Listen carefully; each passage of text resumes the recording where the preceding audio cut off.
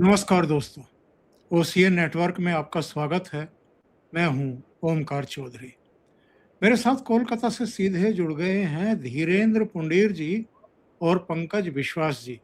आप दोनों का बहुत स्वागत है। नमस्कार।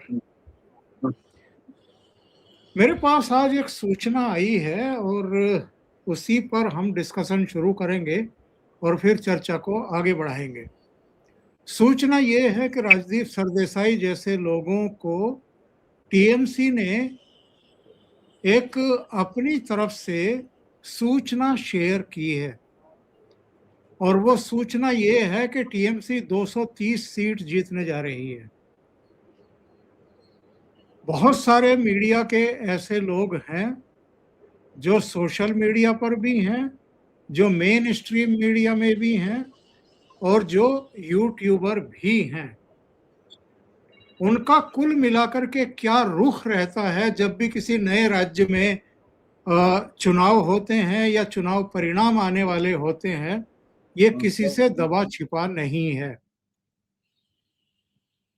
योजना कुल मिलाकर के ये है टीएमसी की कि दोपहर में 12 बजे तक, जब तक के चुनाव नतीजे अपनी दिशा ना पकड़ लें, तब तक एक ये भ्रम बना करके रखा जाए पूरे देश में, मीडिया के जरिए, अपने इन पहरवों के जरिए, कि टीएमसी आगे चल रही है और भारतीय जनता पार्टी तो पिछड़ गई है।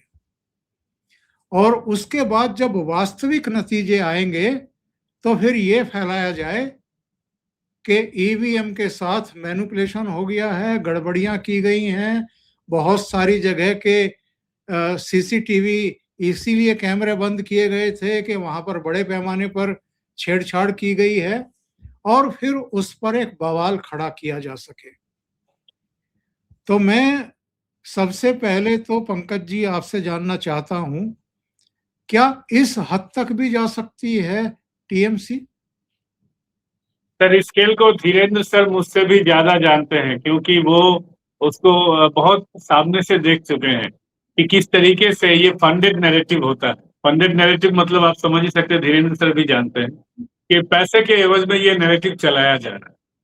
तो चुनाव के वक्त अलग अलग पार्टियां अलग अलग यूट्यूब चैनल को, अलग अलग चैनल को किस तरीके से फंड करती है, ये तो अब कुछ छिपा हुआ नहीं है। सबको पता है कि कौन सा चैनल किस पार्टी को सपोर्ट करता है और सब कुछ पापी पेट का ही सवाल है।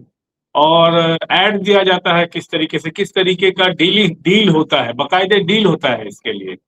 और ये राजदीप सरदेसाई जी जैसे लोग हों, या आरफा खानम शेरवानी जी जैसे लोग हों, या रवीश जी जैसे लोग हों, पुण्य प्रसूत वाजपेयी जी जैसे लोग हों, या कोई भी हो, कौन किसके लिए किसके सपोर्ट में काम कर रहा है, किसका दिल किसके लिए दुखता है, ये सब सभी को पता है।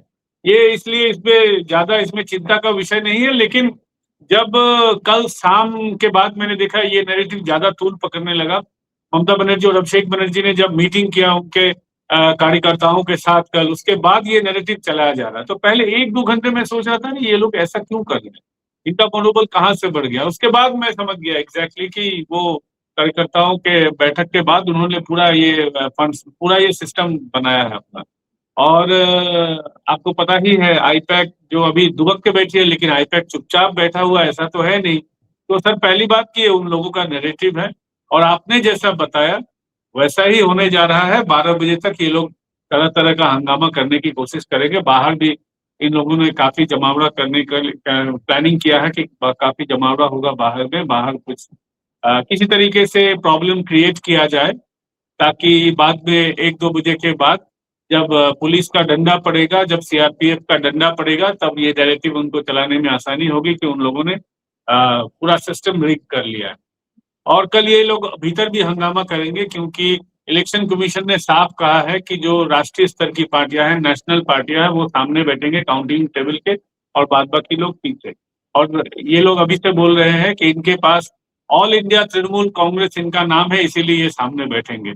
इनके पार्टी के पास जो ऑल इंडिया का जो वो तकमा था वो तो चला गया है, फिर भी एक वहां पे एक प्रॉब्लम करने की कोशिश करेंगे वहां पे।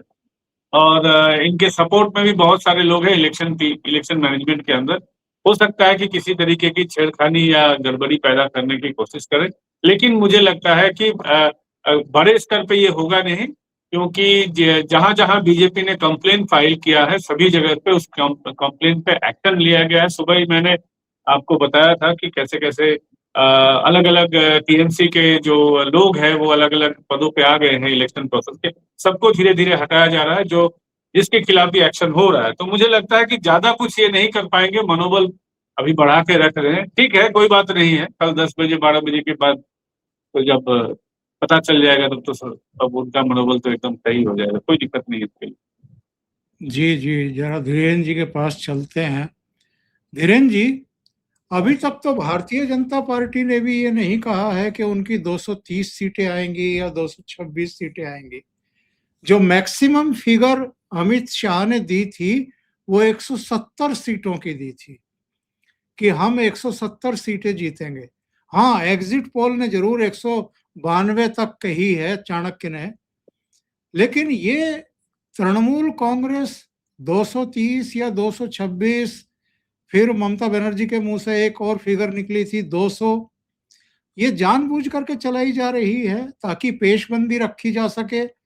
और जब ये फिगर ना आए और Bharatiya Janata party winning track पर दौड़ती हुई दिखाई दे, तब बवाल किया जाए, लोगों को मोबिलाइज किया जाए, कुछ ऐसा कराया जाए जिससे एक अनार्की की सिचुएशन पैदा हो जाए। सर नमस्कार। दरअसल मुझे लगता है कि ये सारी चीजें तो तैयारी की ही जा रही है। इस सब को हमको ये देखना पड़ेगा कि कैसे ये सारा का सारा मसला शुरू हुआ। जैसे पंकज बहुत ही उसको फाइन तरीके से डिफाइन किया कि कैसे ये जब वो दोनों मिलते हैं और वर्चुअल मिले वो अपने लोगों से, मतलब ये नहीं कि कोई वहां जैसे ट्रेनिंग हुई या सब चीजें, वो सब वर्चुअल सबसे मुलाकात करके उन्होंने इसके बाद एक नैरेटिव तैयार किया कि वो क्या कहेंगे। लेकिन ममता बनर्जी 300 भी कह चुकी है, उनके मीम्स चल रहे हैं बहुत सारे की जिसमें वो कह रही 300 सीट आएगी। वैसे भी वो इसलिए वो लोग उनको याद दिलाने की जरूरत नहीं है कि भाई वो मुख्यमंत्री रही है तो उनको मालूम है कितनी उनके राज्य में सीट है। तो ये सब चीजें मुझे लगता है कि हर पार्टी अपने कार्यकर्ताओं को टेबल पर बनाए रखने की कोशिश कर रही है। कल दरअसल जिस तरह से बीजेपी को बढ़त मिलती दिखी, बीजेपी वहां सब जगह पर लोग भी उसके लिए बात करते हुए दिखे, तो उसने तृणमूल के जो काडर है, मूल काडर है, उसको कंफ्यूज कर दिया। अगर हम पिछली बार देखें, पिछली बार भी देश के नेशनल सारे पोलस्टर ने 2021 में बीजेपी को जीत के सिहाने पर बैठा दिया था, लेकिन जो कार्यकर्ता थे तृणमूल के या दूसरे, उनको मालूम था उन्होंने कहां कहां गड़बड़ी की हुई है। कि एक बहुत ही प्यारी लाइन मुझे याद आती है, किस पर यकीन कीजिए, यकीन का क्या है, हमको पता है हमारी आस्तीन में क्या है। तो उनको मालूम था उनकी आस्तीन में क्या है, लिहाजा वो पिछली बार डर नहीं रहे थे, वो कंफ्यूज नहीं थे। उनको लोकतंत्र की हत्या करने वाले सबसे बड़े चेहरे हाल फिलहाल के प्रशांत किशोर पर पूरा यकीन था कि वो अपनी इस मेधा का पूरा इस्तेमाल करेगा कि कैसे लोकतंत्र को कुचला जा सकता है। वो वरना तो उसके अलावा किसी आदमी को ये यकीन नहीं था कि 3 सीटों पर नहीं आएगी, 3 नंबरों में बीजेपी नहीं आएगी। जबकि बीजेपी को एक उत्साह दिख रहा था, सब चीजें दिख रही थी। और अगर वाकई वो जनमत सही होता, जो प्रशांत किशोर ने कहा था कि हाँ बीजेपी को इतनी सीट नहीं आएगी, तो इतनी बड़े पैमाने पर हिंसा नहीं होती सर।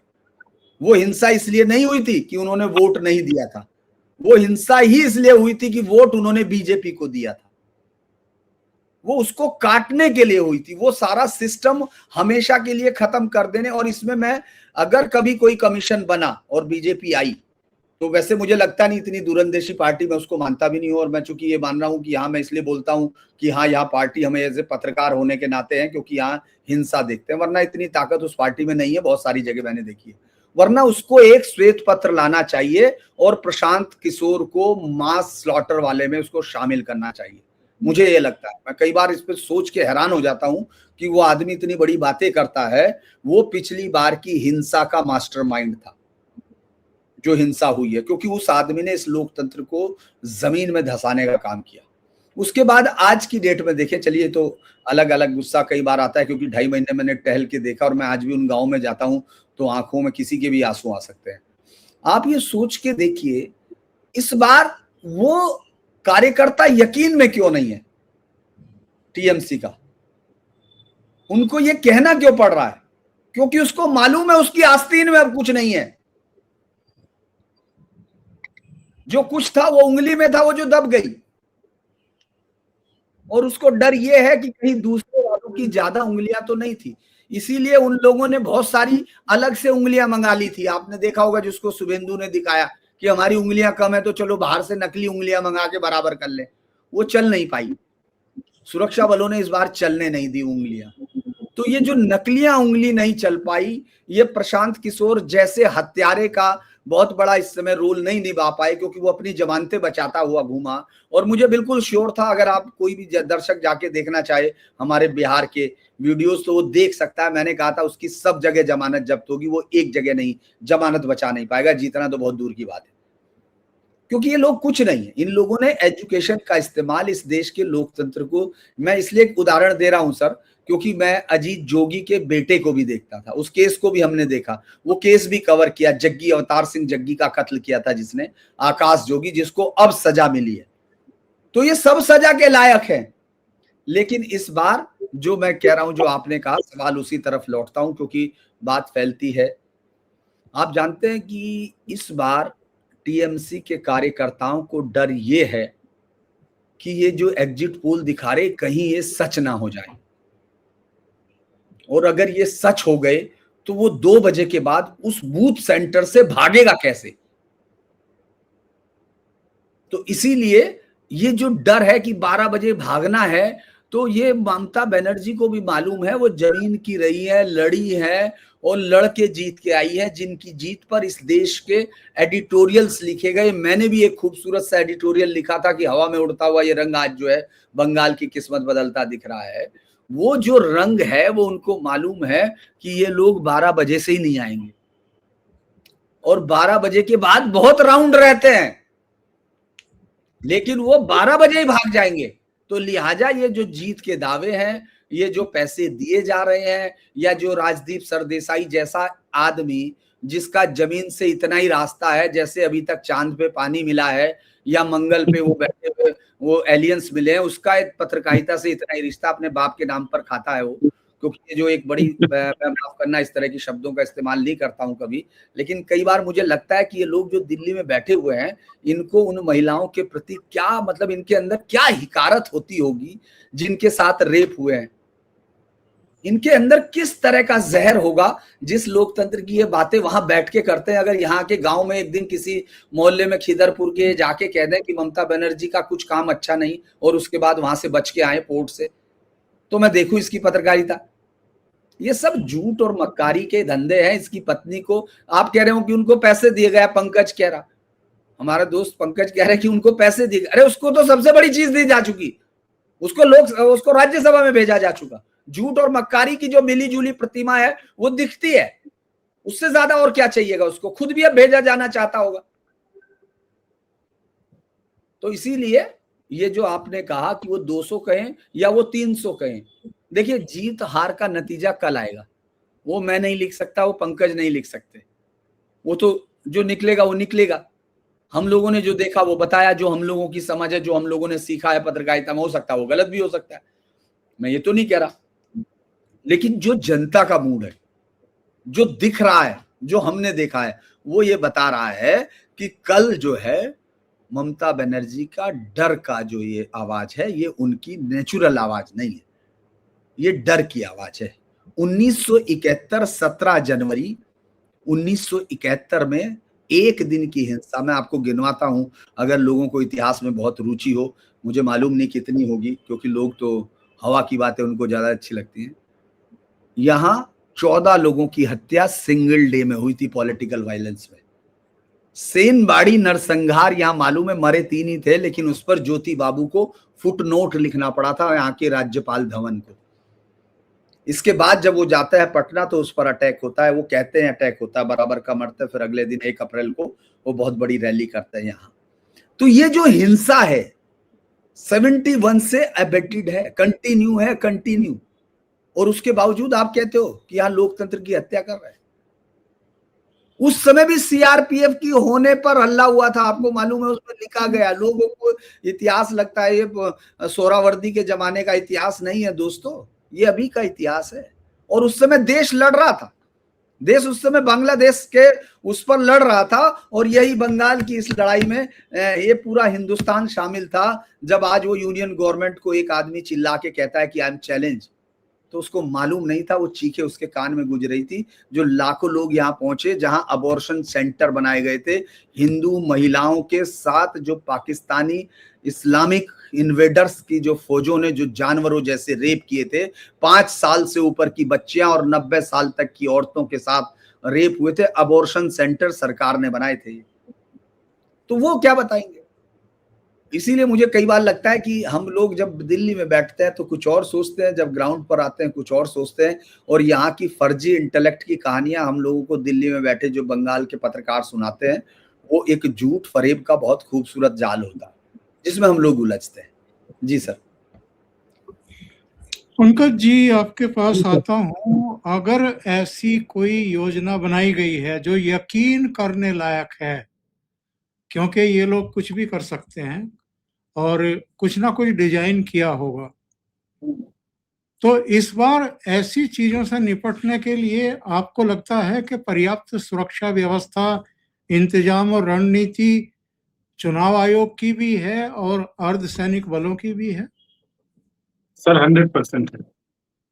चुनाव आयोग को पता है कि कहाँ कहाँ गड़बड़ी हो सकती है, उसी तरह के सुरक्षा के इंतजाम किए गए हैं। जैसे आपने खुद देखा होगा कि अलग अलग काउंटिंग सेंटर के बाहर पूरा एकदम ड्रिल करके बड़े बड़े करीब 10 फीट तक बड़ा बड़ा दीवार बनाया गया है लोहे का। आपको लगेगा कि यहाँ कोई जंग होने वाला है। वो WWE का जिस तरीके से कभी कभी स्पेशल डे जो फाइट होता है, पूरा एक जाल बना दिया जाता है लोहे का, उस तरीके का बनाया गया है कि कोई कूद के भी अंदर ना जा सके या लाठी वगैरह से तोड़ ना सके, डंडे से तोड़ ना सके। काफी मजबूत बनाया गया। वो घेराबंदी तो सब जगह पे है, पहली बात, ताकि बाहर के लोग अंदर आके तोड़फोड़ ना कर पाए या किसी तरीके का अंदर जाके हंगामा न कर पाए। अंदर में अगर कोई हंगामा करता है तो उसको भगा दिया जाएगा बाहर। और बाहर जो जमायत बड़ा बड़ा जमावड़ा बनाने की कोशिश है, वहां पे भी police is watching for that कि ज्यादा वहां पर लोग ना आ पाए। अगर ज्यादा लोग आएंगे तो उनको 100-200 मीटर के बाहर उनको कर दिया जाएगा। और इस बार पुलिस का परमिशन लेके ही वो शामियाना उनको बनाना पड़ रहा है। तो पुलिस को भी पता है, इलेक्शन कमीशन को भी पता है कि क्या क्या वहां पे अंदर में वो घपला कर सकते हैं।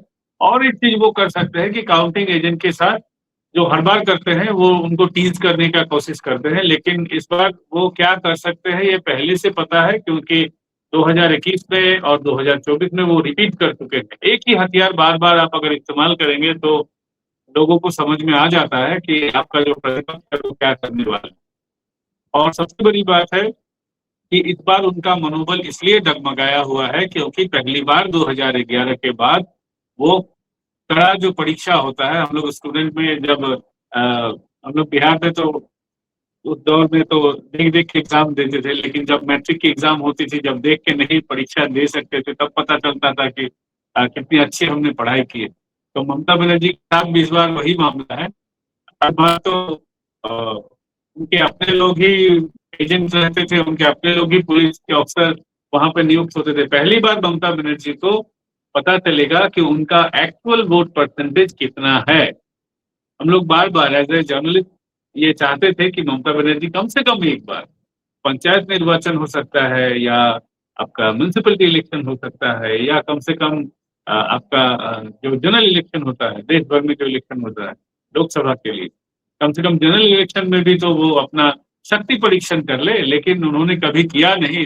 इसीलिए इस बार जब पहली बार उनको लग रहा है कि उनकी सत्ता जा सकती है, और सत्ता जा सकती है नहीं, सत्ता जाने वाली है, क्योंकि उन्होंने कल जिस तरीके से बताया कि 230 हम लोगों का 230 तक का टारगेट है। ममता बनर्जी पूरे इलेक्शन कैंपेन के दौरान बोल रही थी कि 250 के नीचे नहीं आएगी, उनकी पार्टी, और बीजेपी 50 के ऊपर नहीं जाएगी। आज कहाँ से अचानक बीजेपी 50 से ऊपर जा रही है? आज कहाँ से ममता बनर्जी खुद क्यों बोल रही है 230 आएगा, 200 और फिर उसके बाद उसने करेक्ट किया, पहले उन्होंने बोला 200, उसके बाद 300, उसके बाद 230, उसके बाद उन्होंने बोला कि ये साल 2026 है इसलिए 226। तो अलग अलग तरीके की बयानबाजी क्यों हो रही है? जैसे बीजेपी वालों ने, जैसे शुभेंदु अधिकारी ने पहले दिन बोला था 177, वो आज भी उसी पे अटल है। अमित शाह जी ने बोला था 170 के आसपास, वो वही उसी चीज पे अटल है। लेकिन ममता बनर्जी अपनी ही बात को अलग समझती हैं। अगर उन्होंने सर्वे करवाया, हर पॉलिटिकल पार्टी सर्वे करता है, तो उन्होंने अगर सर्वे करवाया होगा तो सर्वे का एग्जैक्ट नंबर होगा। तो बोलने में क्या हर्ज है कि मेरे सर्वे में क्या है? जैसे बीजेपी वालों ने पहले इंटरनल अपने लोगों को बताया था कि सर्वे में 130 आ गए। तो हम लोगों ने जब नेताओं से पूछा, उनके राज्य स्तर के नेताओं से, कि क्यों ऐसा बोल रहे हैं, तो उन्होंने बताया कि हम लोग अपने कार्यकर्ताओं को कम नंबर इसीलिए बता रहे हैं ताकि वो ज्यादा ओवर कॉन्फिडेंट ना हो जाए, ज्यादा कॉन्फिडेंट ना हो जाए। कम से कम वो लड़े मैदान पे। 130 लाना है और 20 सीटें लानी है आपको। 130 हम आपको दे रहे हैं और 20 सीट आप हमें देंगे। तो ये अलग हिसाब था उनका अपना। लेकिन कभी उन्होंने इसको जब पार्टी के बाहर जब बताना है तो उन्होंने एग्जैक्ट फिगर ही बताया जो उनके सर्वे में आया है, या हम लोगों को भी जो लग रहा है। मैंने भी जब सर्वे किया था तो मेरे सर्वे में 165 के आसपास आया था, बाद में 4-5 सीट लगा कि और बढ़ सकता है। तो अभी तो लग रहा है 120 अप जाएगा, 190 के भी पास जा सकता है, लेकिन 200 के ऊपर जाना बीजेपी के लिए मुश्किल है। 170-190 के बीच में हमें लग रहा है। लेकिन ममता बनर्जी अलग अलग समय पर अलग अलग बोल रही है, अभिषेक बनर्जी अलग कुछ बोल रहा है, उनके पार्टी के लोग अलग कुछ बोल रहे हैं, और उनके पार्टी के लोग डराने में धमकाने में लगे हुए हैं। अगर ममता बनर्जी इतनी कॉन्फिडेंट है तो नवान्नों से फाइलें क्यों हटाई जा रही? अगर वो इतनी कॉन्फिडेंट है तो उनके लोग, आप कोलकाता से कहीं भी जाने वाली शाम की फ्लाइट को देखिए सर, हर फ्लाइट बुक क्यों है? क्यों टिकट काट के रखेंगे? तो उनके लोगों को भी पता है कि शाम के बाद भागना पड़ेगा। दोपहर के बाद उनके पार्टी के जो पोलिंग एजेंट है वही वहां पर नहीं रहेंगे। इसी के लिए वो बोल रहे हैं कि एकदम शाम 5 बजे तक आपको रहना है, 5 बजे अंदर चले जाना है, कोई खाना देगा मन नहीं खाना है, पानी नहीं पीना है, कुछ भी हो जाए डट के लड़ना है। ममता बनर्जी को तो कभी ये नहीं बोलना पड़ा, आज तक कभी उन्होंने नहीं बोला। वो तो एक ही लाइन बोलती थी हर समय, खेला होगे, भयंकर खेला हो। तो आज कहाँ गया भयंकर खेला होगे? आज ममता बनर्जी को वो बोलना पड़ रहा है। हाँ, निचले तबके के उनके जो गुंडे हैं वो ऑनलाइन सोशल मीडिया पे लिख रहे हैं खेला होबे, भयंकर खेला होबे। खेला तो जरूर होबे और भयंकर ही होबे, किंतु खेला के खेलबे सेना तो एबार देखा जाबे, असुविधार किछु नहीं। धीरेन्द्र जी, आपने 12 बजे का समय दिया है कि 12 बजे भगदड़ हो जाएगी शुरू? कौन भागेगा? मेरा कहना है कि यहाँ अमूमन 12 बजे तक भागने लगते हैं लोग।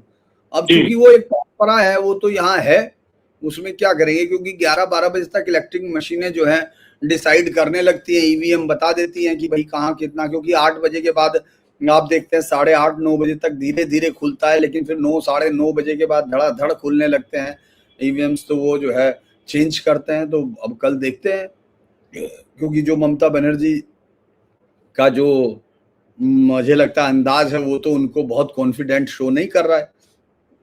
बीजेपी के लोग आज मन सर शुरू में ये होता है कि लोगों का हाथ सेट नहीं रहता है और भरोसा भी सामने वाले ऑफिसर पे नहीं रहता है।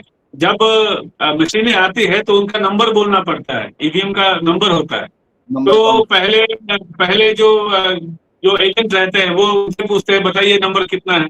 तो 2-3 बार सही बोलने के बाद जब भरोसा हो जाता है कि ये सरकार पक्ष के नहीं है या फेयर ऑफिसर है, न्यूट्रल ऑफिसर है, जब उन पे भरोसा हो जाता है तो जल्दी जल्दी काम होने लगता है। सब वो हाथ पूरा बैटिंग की तरह है, पहले 6 बॉल लोग देख के खेलते हैं, उसके बाद सब सेट हो जाता है मामला। उसी तरीके का बात है। इसीलिए 9 बजे 10 बजे तक जब पूरा चीज सेट हो जाता है तो जल्दी जल्दी नंबर आने लगता है। और ईवीएम में तो बहुत जल्दी जल्दी नंबर आता है बैलेट की तुलना में।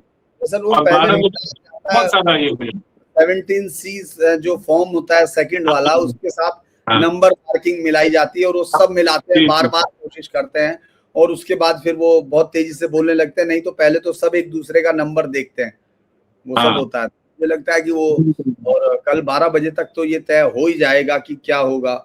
ये तो सब लोग इंतजार कर रहे हैं क्रॉस एंडेड। और मुझे आज की बड़ी हेडलाइन, हालांकि टेलीग्राफ का एक पूरा सिस्टम बना रहता है, इसलिए मुझे लगता है उसका पैसा दीदी देती होंगी, जो मोदी पर अक्सर लिखता है, ओटी है जो हेडिंग बनाता है। लेकिन आज का हेडिंग उसका बड़ा इंटरेस्टिंग था, verdict to decide more than just Bengal fate.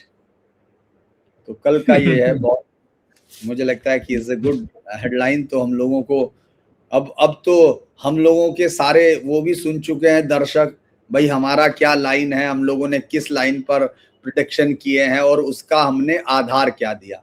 तो अब तो लोगों को बताना है कि वो आधार था या नहीं, या कुछ और था, तो वो तो कुछ ही समय बाद, घंटे बचे नहीं है। नहीं, उसमें धीरेन्द्र जी अब किसी को संदेह नहीं है कि क्या होने जा रहा है। अब तो फिगर आनी है, फाइनल फिगर आनी है। मैं एक सवाल आप दोनों से पूछना चाहता हूं कार्यक्रम के आखिर में, लंबा कार्यक्रम नहीं करेंगे। ये कोई छोटी मोटी विक्ट्री नहीं होगी भारतीय जनता पार्टी की, और ममता बनर्जी की कोई छोटी मोटी डिफीट नहीं होगी।